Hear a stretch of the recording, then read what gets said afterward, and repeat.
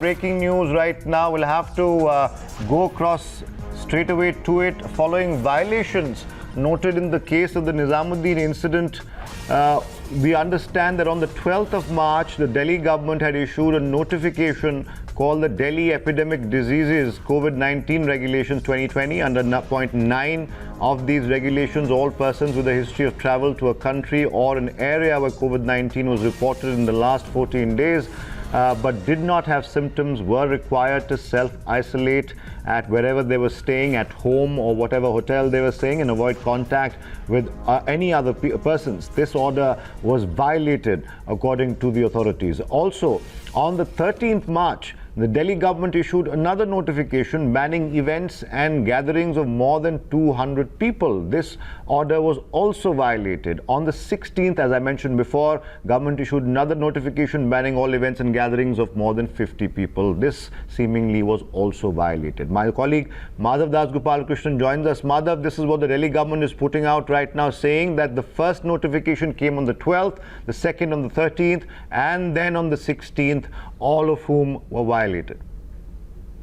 Well, absolutely, Arthur. And what is really shocking is that not one, not two, but three, notifications that were put out in the public domain. This is something that in a time of epidemics, certainly, of course, government machinery is supposed to fall in line and is certainly supposed to take very serious cognizance of this.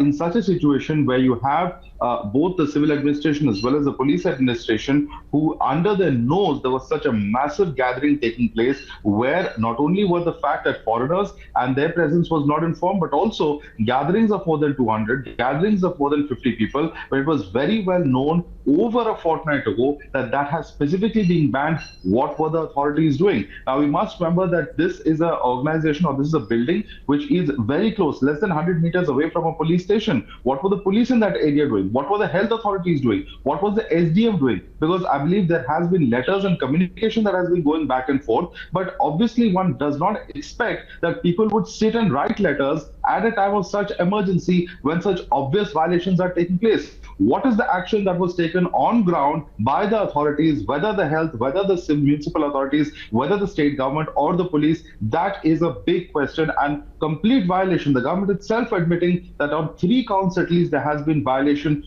Who is going to be held responsible for this is a very big question, because when things are going on a war footing, when their lockdown has been in place for over a week, what exactly were these people waiting for? Clearly, these questions need to be asked and posed to the authorities as well. If people were not complying with these guidelines, what were the authorities doing?